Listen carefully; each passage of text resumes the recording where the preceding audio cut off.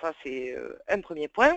Donc, aujourd'hui, nous allons parler des disponibles automatiques et surtout des trucs et astuces qui sont rattachés à ces disponibles. Alors, est-ce que vous m'entendez tous bien déjà? Est-ce que vous voyez tous bien l'écran? On va commencer par là. Vous pouvez parler, hein? Alors oui, bonjour, c'est Marie-Hélène à Salon. Oui, bonjour Marie-Hélène. Alors je vous entends parfaitement dans le téléphone. En revanche, l'écran, j'ai pas. Ah, Qu'est-ce que je dois faire? rien, normalement, Voyons. rien. J'ai une petite. Ah, ça y est. Oui, Oui, non, c'est ça arrivé. peut mettre, il y a un petit moment Oui, de mais ça y est, au rafraîchissement. moment où je cherchais mes mots, c'est arrivé.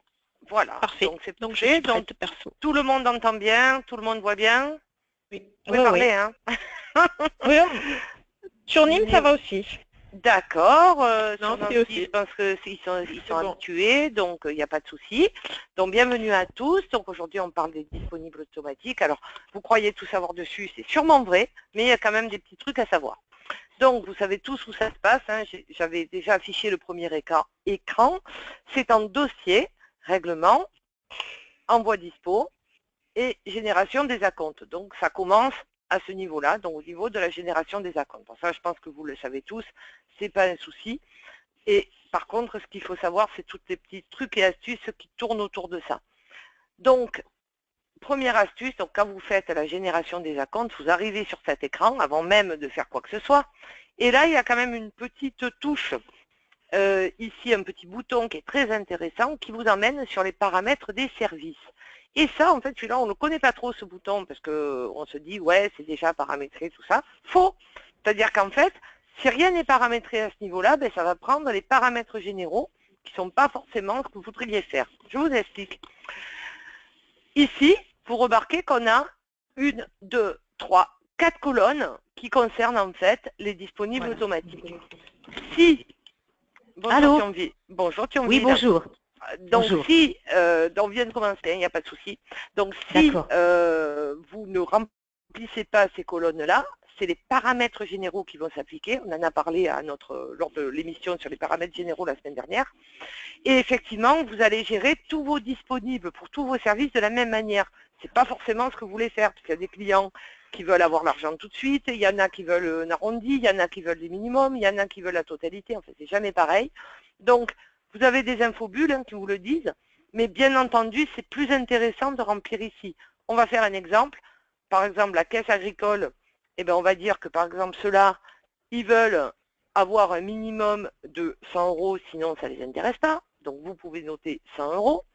Ensuite, la caisse agricole, toujours eux, on peut arrondir, c'est-à-dire qu'en fait, vous voyez, selon le chiffre que vous mettez, soit vous allez envoyer le montant total, c'est-à-dire si vous avez 123,45 € de dispo, vous allez envoyer 123,45 € avec des centimes. Quelquefois pour le rappro, ça peut être intéressant. Si vous mettez par exemple moins 1, vous allez arrondir à la dizaine d'euros inférieure. Si vous mettez 0, vous allez arrondir à l'euro, etc., etc. Donc après, c'est à vous.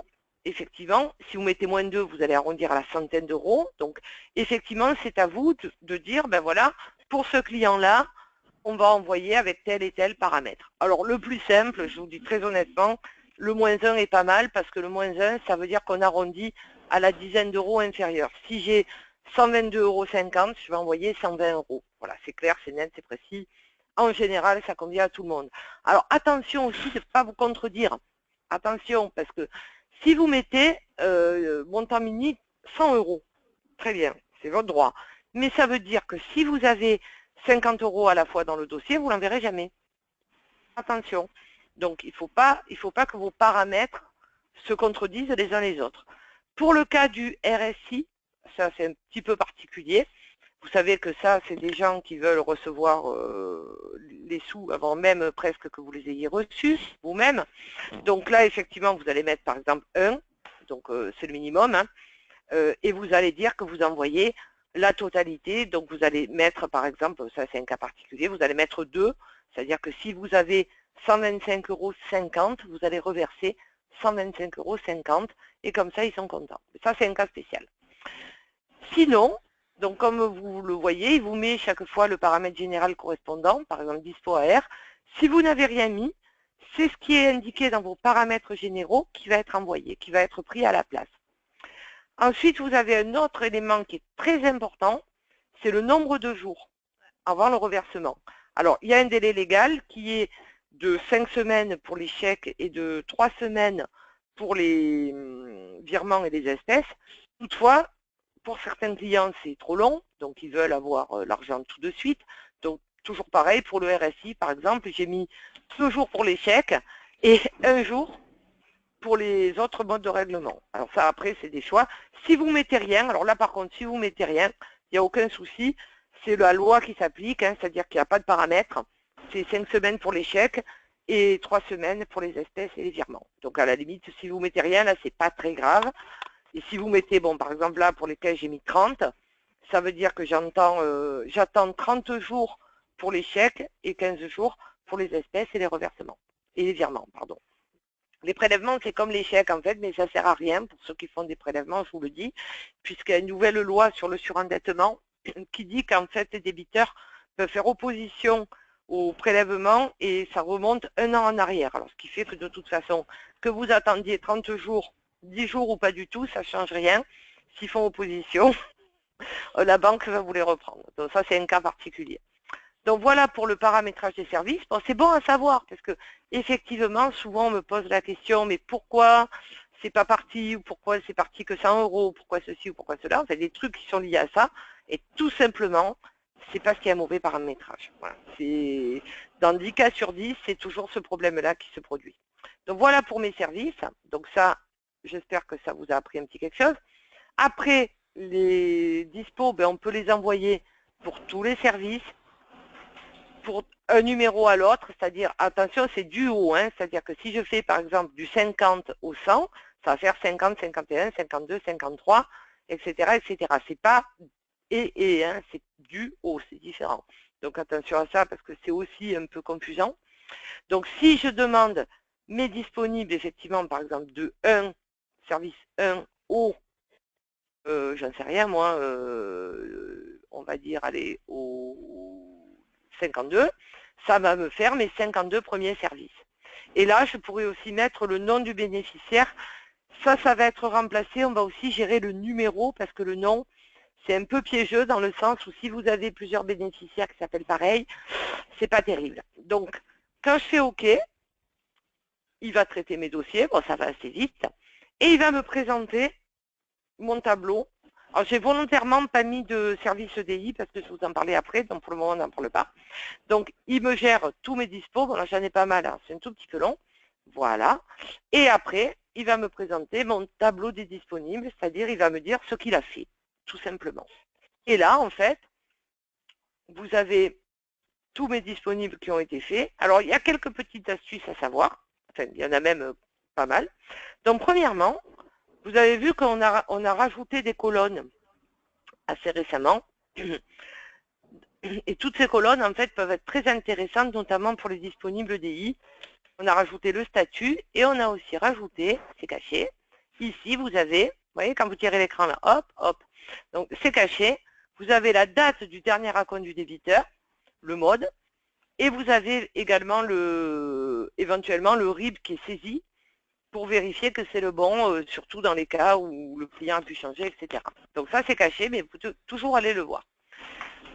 Colonne intéressante dans le cas des disponibles classiques, on va dire, c'est-à-dire qui ne sont pas EDI, c'est celle-ci. On vous affiche le statut des dossiers. Ah, ça sert à quoi? Ah, alors je ne sais pas si vous avez remarqué, il y a 2-3 versions de ça. On a fait un programme qui s'appelle le programme des dossiers à clôturer et qui permet de voir tous les dossiers en attente de clôture. Puisque vous savez que quand un dossier est en attente de clôture, on ne va pas faire une lettre chèque de dispo. Tant qu'à faire, on va le clôturer avec une lettre chèque de clôture.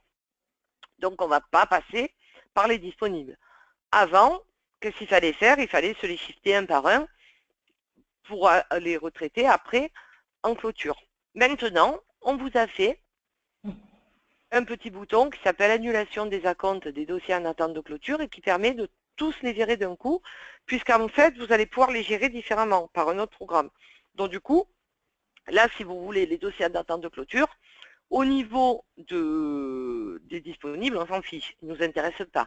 Alors, forcément, le programme va les prendre, puisque il trouve du disponible dedans, mais comme après, ça ne va pas nous intéresser, on va les virer. Pouf.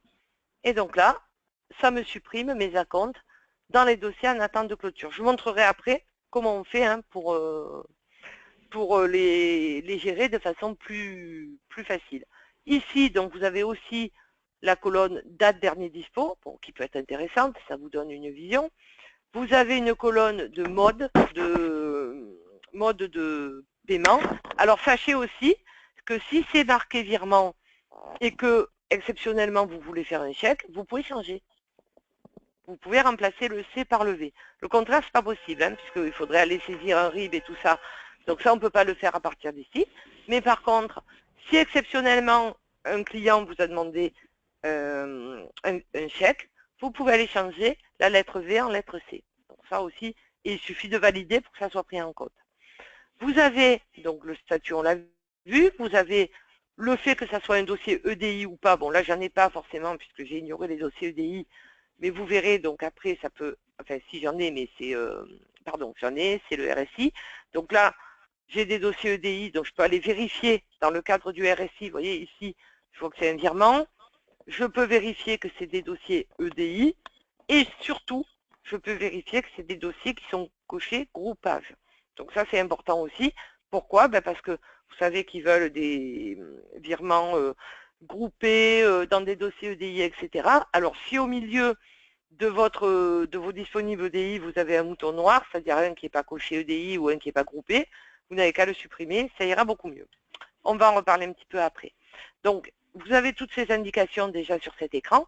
Tant que vous ne validez pas, vous pouvez, enfin, tant que vous ne passez pas à l'étape d'après, vous pouvez faire des modifications, vous pouvez supprimer des choses, vous pouvez supprimer des dossiers. Bon, là, par exemple, on va supposer que je me suis trompée, je ne voulais pas faire les dossiers RSI, c'est une erreur de ma part, donc je les vire, et je peux modifier comme ça, tant que je n'ai pas validé mes chèques. Idem, je peux aller voir mon dossier. Donc, par exemple, là, il va me proposer un versement. Je vais dire, ah, tiens, finalement, 6 000 €, j'ai pas envie. Celui-là, je vais en garder un petit peu, etc., etc. Et bien, qu'est-ce que je peux faire? Je vais dire, je vais lui envoyer que 2 000. Je peux modifier aussi. Alors, dans l'autre sens, ça ne marche pas. Hein. C'est-à-dire que si j'ai 6 000 et que je vais envoyer 7, normalement, il contrôle, il ne me laisse pas faire. Ça, c'est très bien. Donc, je peux envoyer que ce que le système propose ou moins. Donc, je peux modifier les montants, je peux aller voir mes dossiers pour voir si effectivement, je ne sais pas moi, c'est pas une erreur ou n'importe quoi. Bon, bref, je peux aller travailler dedans tant que je n'ai pas fait quoi que, enfin, tant que je n'ai pas demandé les chèques. J'ai également des éditions. Alors ça, bon, vous pouvez toujours aller éditer. Vous pouvez toujours aller éditer la liste, mais bon, c'est pas captivant. Donc, ça peut être intéressant que si votre client vous la demande, voilà, elle arrive.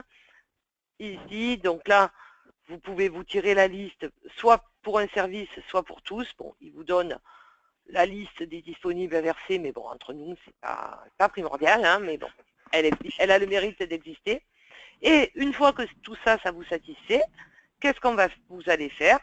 Vous allez soit cocher virement s'il y a des virements, donc ça va valider et lancer la génération des virements, soit ça va valider et lancer la génération des chèques. Donc je peux en supprimer, je peux faire tout ce que je veux, et à la fin, quand je suis satisfaite de du résultat, eh bien j'ai plus qu'à valider. Bon là je vais en valider juste un, parce que les écrans s'enchaînent hein, en fait. Donc là, pouf, j'ai 3 chèques, j'appuie sur chèque. Là, il me dit que j'ai bien 5 dossiers, enfin c'était 5 par 3, pardon. J'exécute. Et là, c'est fini. Il m'a préparé mes lettres chèques. Je pourrais encore revenir dessus, c'est-à-dire que je pourrais encore les contrepasser. Attention, hein. Il n'y aurait pas de souci. Mais bon, là, on va supposer que après vous connaissez la suite. Au niveau des règlements par les EDI, pour les EDI plutôt. Donc, il y a 2 petites choses à savoir. Donc, vous avez... On l'a un petit peu abordé tout à l'heure, donc on va prendre, par exemple, de 32 à 32. Alors, c'est un tout petit peu particulier, parce que compte tenu qu'il faut envoyer les informations, etc., etc., on vous conseille toujours de les faire à part. C'est-à-dire que le jour où je fais mes disponibles EDI, je m'arrange pour ne pas en avoir d'autres enfin, pour faire que leur service et pour faire qu'un bordereau de virement de manière à ce que s'il y a un problème, que j'ai pas en plus le souci d'aller trier avec d'autres virements. Donc ça, c'est la première chose à savoir. Alors, ce qu'il faut savoir avant de valider, déjà, c'est que le programme, il vous mâche le travail. Tant que vous n'avez pas validé votre bordereau, vous pouvez toujours revenir dessus. Donc ça, c'est important, parce que quand c'est validé, c'est trop tard. Par contre, là, ici, si je vois qu'il y a un loup, alors le loup, ça peut être quoi? Ça peut être, par exemple, comme je vous disais, c'est pas un dossier EDI, donc il va faire un virement, mais ça va aller sur le même bordereau, mais ils ne vont pas savoir l'imputer. Ou pire, c'est pas un dossier groupé. Alors là, c'est la cata, puisque si c'est pas un dossier groupé, ça va aller sur le bordereau, mais ils ne pourront pas l'imputer non plus. Donc si j'ai un dossier comme ça, qu'est-ce que je fais? Je me le note pour le corriger après, et surtout, je le vire. C'est-à-dire que je ne le fais pas apparaître sur mon bordereau. Tant que je n'ai pas validé, je peux virer des choses. Donc profitez-en, parce que 90% des erreurs qui sont signalées par le RSI concernant les virements groupés, ça vient du fait qu'on n'a pas assez vérifié cet écran. Je vous le dis. Donc si vous vérifiez bien cet écran, il n'y a pas de raison qu'il y ait des erreurs. Donc là, vous pouvez aussi éventuellement, vous voyez, on regarde, il y a bien les RIB qui sont remplis, donc il n'y a pas de souci. Donc là, on est bon. Donc on peut, bon, on va faire 4 par exemple. Donc là, à partir de là, je vais cocher virement, exécuter, pouf. Et là, il m'a fait mes virements et c'est fini. Et tant que vous n'aurez pas validé le bordereau, vous pourrez revenir dessus. Après, c'est mort. Donc voilà pour cette petite particularité, mais donc vous avez vu que sur cet écran-là, on peut tout vérifier en amont. C'est-à-dire que normalement, une fois qu'on a validé, il ne doit plus y avoir de soucis, si vous voulez. Ensuite, qu'est-ce que vous avez? L'état de contrôle, on l'a vu, c'est-à-dire vous avez c'était la petite liste qu'on a vue tout à l'heure, hein, c'est la même qui est proposée. Donc on peut la demander également à part. Bon là, il n'y a plus rien forcément. Et vous avez également une autre liste bon, qui contrôle les délais de reversement. Alors celle-ci, elle est, on va dire, un petit peu moins intéressante maintenant. Si vous faites vos dispos régulièrement, bon là, j'en ai pas. Alors qu'est-ce qu'elle affiche en fait? On le voit, on affiche les écarts supérieurs à 6 semaines pour les encaissements par chèque. C'est-à-dire, ça permet de voir si on n'a pas loupé des versements. Mais ceci étant, si vous lancez votre... Je vous ai perdu. Vous avez perdu quoi? Qui c'est d'abord? Qui c'est qui a tout perdu? Allô, allô? C'est qui? Qui nous a perdu? J'ai pas reconnu la voix, je suis désolée. Ah, j'entends plus rien du tout. Ah, alors elle a perdu le son aussi, mais je sais pas qui c'est. Hein. Je vous vois, mais je n'entends plus. Ah, désolée. Je sais pas qui c'est en plus. Apparemment, c'est Nîmes. C'est Nîmes. Ah, bah pourtant, moi, je la vois, Nîmes. Donc, Nîmes, éventuellement, peut... Ah oui, non, mais elle ne m'entend pas, donc ça va être compliqué. Se déconnecter et se reconnecter, ça peut marcher. Mais là, sinon, moi, je la vois, il n'y a pas de souci. Il n'y a pas de souci. Donc, ça va peut-être... J'espère que ça va revenir. Elle m'entend, Nîmes? Bon, je crois qu'elle nous a perdu. Hein. Donc, c'est pas grave, on continue. De toute façon, je fais toujours des rediffusions, vous le savez, donc il n'y a aucun souci. Donc, je continue avec mes fameuses listes. Donc, la liste qui nous donne les délais de reversement, ça peut être intéressant, sauf que vous pouvez aussi, pour contrôler si vous n'en avez pas oublié, ben vous savez ce que vous faites, c'est très simple. Une fois de temps en temps, vous lancez vos disponibles sur toute l'étude. C'est-à-dire là, vous remplissez rien. Et là, du coup, ça va balayer toute l'étude. Et du coup, vous verrez si vous avez oublié quelque chose. Voilà, tout simplement. C'est encore le plus simple. Donc les listes, bon, les listes c'est bien, mais en faisant ça, ça marchera aussi bien. Vu? Ok. Oui? Bien. Oui. Bon. Donc, je peux poser une question ou on attend la fin? Non, non, on peut, Marie-Hélène, il n'y a pas de... le RIB qui était tout à fait sur la droite, c'est le RIB du destinataire des fonds. Oui, c'est le RIB client D'accord. qui est dans les données complémentaires, c'est-à-dire celui, bon, pour le RSI, c'est celui qu'ils envoient, hein, en principe, Oui, ou qui oui, est mis mais à, surtout. ou qui est mis à jour dans les mises à jour. Donc tout à l'heure, je vous ai montré, chers amis, qu'on pouvait exclure les dossiers à clôturer. Et pourquoi on peut faire ça? C'est parce que vous avez ce programme qui existe depuis à peu près 1 an, qui est complètement complémentaire des dispos, et qui s'appelle en fait la liste des dossiers à clôturer. Mais ça s'appelle liste, mais c'est plus qu'une liste, hein, vous allez voir, on peut faire plein de trucs. Donc en fait, alors pour ceux qui n'ont pas vu, c'est ici, hein, dossier à clôturer, tout simplement. Et en fait, ça fait quoi? Quand j'exclus mes dossiers en attente de clôture des dispos, ben, ils vont là. Et cet écran-là, il me présente en fait tous les dossiers en attente de clôture de l'étude. Alors, je peux trier, hein, bien évidemment. Alors, en attente de clôture, pardon, ça veut soit dire qu'on a du dispo, soit qu'on a des frais dus. Hein. Ça peut être aussi des frais qui n'ont pas été payés. Il y a les deux. Mais l'avantage, c'est que là, je peux traiter tous mes dossiers en attente de clôture de façon individualisée et de façon très très simple en fait. Donc c'est pour ça que je vous ai dit tout à l'heure, on peut les exclure sans aucun problème, puisqu'après, on les retrouve ici. Alors je peux le trier bien évidemment par service, hein, par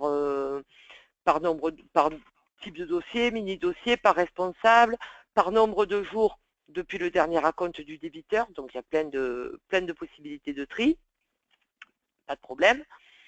Je peux tous les voir. Et après, ou par, si vous travaillez par exemple par responsable, chacun se trie ses propres dossiers. Donc il n'y a pas de souci. Vous voyez ici, vous avez tous vos dossiers.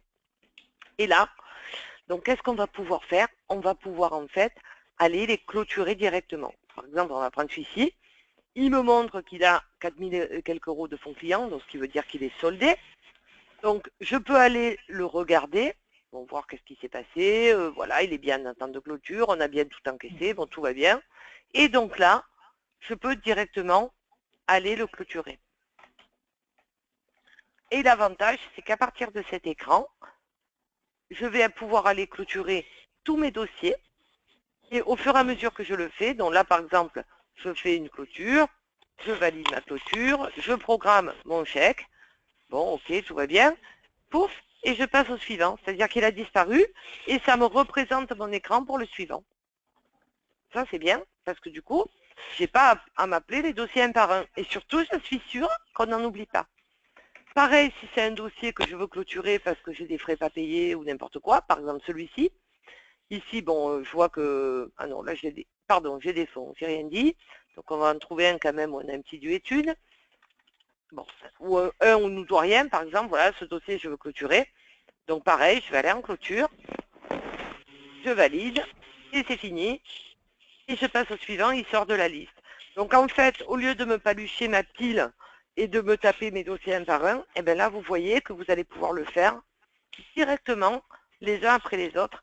Et croyez-moi, ça va beaucoup plus vite. Vous voyez? Alors je ne sais pas si certains d'entre vous utilisent ce programme. Non, pas moi, pas du tout. Pour l'instant, d'ailleurs, voilà. je n'utilise même pas les dispos automatisés. Donc, Eh ben voilà, mais l'un va avec l'autre, hein, c'est-à-dire qu'à partir du moment où on fait les dispos automatisés, et à partir du moment où il vous propose des dossiers en attente de clôture, c'est évident qu'après, naturellement, on va aller utiliser ce programme. Hein, et c'est pareil. Alors, l'avantage de ce programme, c'est que vous pouvez en oublier dans la pile ou autre. Par contre, lui, je peux vous dire qu'il n'en oublie pas. Et de ce fait, vous n'aurez jamais de problème de dossiers qui n'ont pas été clôturés, reversés, etc., etc., comme ça peut arriver. Donc là, si vous faites ça, il n'y a pas de souci. Vous allez obligatoirement voir tous vos dossiers à clôturer du moment qu'ils sont en statut attente de clôture. Et comment on fait pour qu'ils soient en statut attente de clôture? J'attendais la question, elle n'est pas venue. Donc, un dossier est en attente de clôture lorsqu'on a encaissé pour solde. C'est-à-dire que quand j'ai le dernier versement du débiteur qui m'a fait un acompte, le acompte débiteur pour solde, et bien du coup, ça va me le mettre automatiquement en attente de clôture. Ça, ça va changer le statut. Alors, je peux changer aussi le statut à la main, on ne le sait pas toujours, hein, mais on peut, dans la maintenance dossier, pardon, je vais vous montrer, dans la maintenance dossier, ici, vous avez le droit, c'est un des rares droits que vous avez, quand un dossier est en cours, vous pouvez changer le statut à temps de clôture. Ça, vous pouvez le faire. Mais sinon, si vous encaissez pour solde, ça marche aussi, c'est-à-dire que ça va le passer automatiquement en attente de clôture. Bon, ça, c'est pour gérer tous ces dossiers. Et de ce fait, vous ne pourrez pas en oublier. Alors, ce petit programme, il peut servir aussi pour faire le ménage, c'est-à-dire qu'une fois de temps en temps, par exemple, vous allez regarder tous vos mini-dossiers qui ne sont pas clôturés pour X ou Y raison, et hop, vous allez pouvoir, ou tous vos trésors, vos pénales, ou ce que vous voulez, et vous allez pouvoir un peu faire un coup de ménage en clôturant vos dossiers. Mais ça va très très vite, c'est-à-dire qu'on passe de l'un à l'autre, donc clac, clac, clac, clac, ça fait tout seul, quoi. C'est pas comme quand on doit les appeler un par un. Donc voilà pour ce petit programme qui est complémentaire au disponible automatique. Enfin, à mon sens, du moins ça a été fait comme ça, et c'est pour ça que l'un enchaîne avec l'autre. Voilà, voilà, donc je ne sais pas si vous avez des questions, les unes et les autres. Enfin, moi, Marie-Hélène, non, pour l'instant, non, je vais essayer, puis c'est peut-être là que les questions arriveront, en fait. Oui, voilà, non, mais il faut non, alors après, ça c'est à l'attention de tout le monde, bon, ceux qui ont déjà participé le savent, hein, toutes les émissions sont refaites plusieurs fois, donc après, s'il y a un souci pour accrocher les wagons, eh ben, il n'y a pas de problème, de toute façon, vous pouvez resuivre des émissions. Là, aujourd'hui, je l'ai enregistré, alors on va essayer de faire un replay. Le problème avec le replay, c'est que comme il y a des questions au milieu, des petites interruptions, mais c'est normal, hein, c'est les joies du direct, donc c'est normal. Donc comme il y a des questions, etc. au milieu, du coup, c'est moins évident parce que du coup, la rediffusion, on va entendre les interruptions et les questions, etc. Donc ça, c'est un peu le souci du replay. Mais bon, c'est pas grave, hein, on ne peut pas tout avoir, hein, ou c'est les joies des directs, ou c'est les soucis du replay. Donc après, on va essayer aussi de les mettre sur notre chaîne YouTube, c'est-à-dire que vous pourrez avoir le replay. Et sinon, il y a toujours après les diffusions en direct. Voilà. Donc vous pourrez d'une manière ou d'une autre, je pense avec tout ça, raccrocher les wagons sans problème. Voilà, voilà, écoutez, c'est tout pour aujourd'hui, sauf si vous avez des questions, il n'y a pas de souci, on est là. Donc je vous écoute. Bon. Pas de questions. Non, non, pas de questions. Non, ça va. Bon, écoutez, Thionville, pas de questions à Thionville? Non. Non. Bon, ok. Je taquine Thionville parce qu'ils sont toujours là à toutes les télés. Alors ça fait plaisir, je le remercie parce que vraiment, ils sont très assidus et vraiment, ça fait vraiment plaisir. Merci d'être là. Merci. Donc, et Nancy aussi, d'ailleurs. Vraiment, ils n'en ratent pas une et vraiment bravo, c'est bien. C'est continuer, ça fait plaisir de vous voir virtuellement. Donc écoutez, c'est tout pour aujourd'hui. N'hésitez pas à revenir, à reparticiper à nos émissions. Pour aujourd'hui, j'espère que vous avez appris quelque chose. Et je rends l'antenne et à vous, Cognac-Clé. Merci Gabrielle. Bon après-midi. Merci, au revoir. Au revoir. À bientôt, au revoir. À bientôt.